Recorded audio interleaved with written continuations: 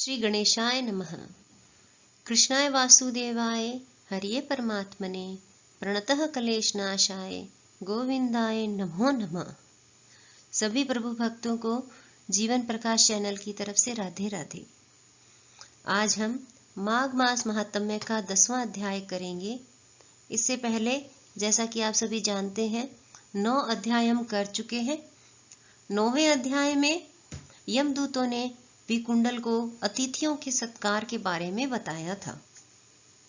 तो चलिए शुरू करते हैं माघ मास महात्म्य का 10वां अध्याय। यमदूत कहने लगे कि हे वैश्य, एक बार भी गंगा जी में स्नान करने से मनुष्य सब पापों से छूटकर अत्यंत शुद्ध हो जाता है। जो मनुष्य गंगा जी को दूसरे तीर्थों के समान समझता है वह अवश्य नरक को जाता है। भगवान के चरणों से उत्पन्न हुई गंगा जी के पवित्र जल को श्री शिव जी अपने मस्तक में धारण करते हैं।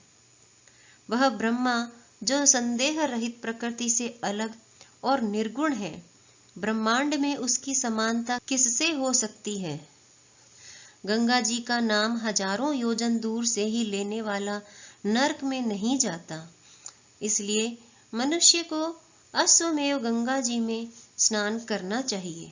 हे वैश्य, जो ब्राह्मण दान लेने का अधिकारी होकर भी दान नहीं लेता वह आकाश के नक्षत्रों में चंद्रमा के समान है।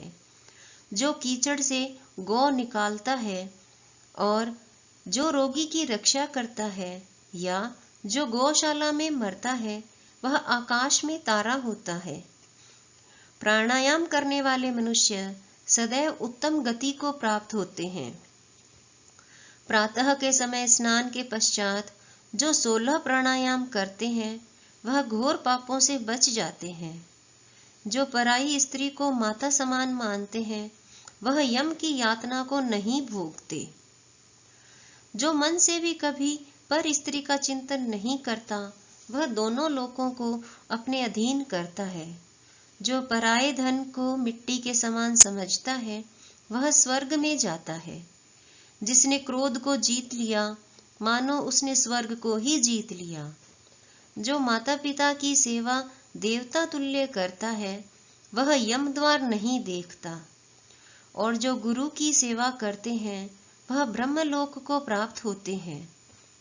शील की रक्षा करने वाली स्त्री धन्य है। शील भंग करने वाली स्त्री यमलोक जाती है।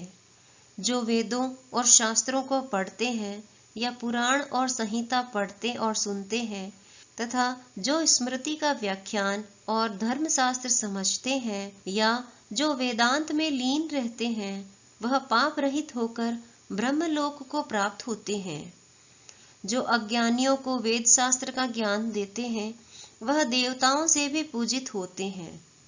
यमदूत ने कहा कि वैश्य श्रेष्ठ यमराज ने हमको वही आज्ञा दे रखी है कि तुम किसी वैष्णव को मेरे पास मत लाओ।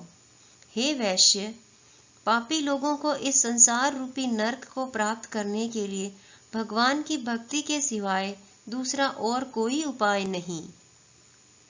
भगवान की भक्ति न करने वाले मनुष्य को चांडाल के समान समझना चाहिए। भगवान के भक्त अपने माता पिता दोनों के कुलों को तार देते हैं और उनको नरक में नहीं रहने देते। और जो मनुष्य वैष्णव का भोजन करते हैं वे भी भगवान की कृपा से श्रेष्ठ गति को प्राप्त होते हैं। बुद्धिमान को सदैव वैष्णव का अन्न खाना चाहिए। इससे बुद्धि पवित्र होकर मनुष्य पाप नहीं करता।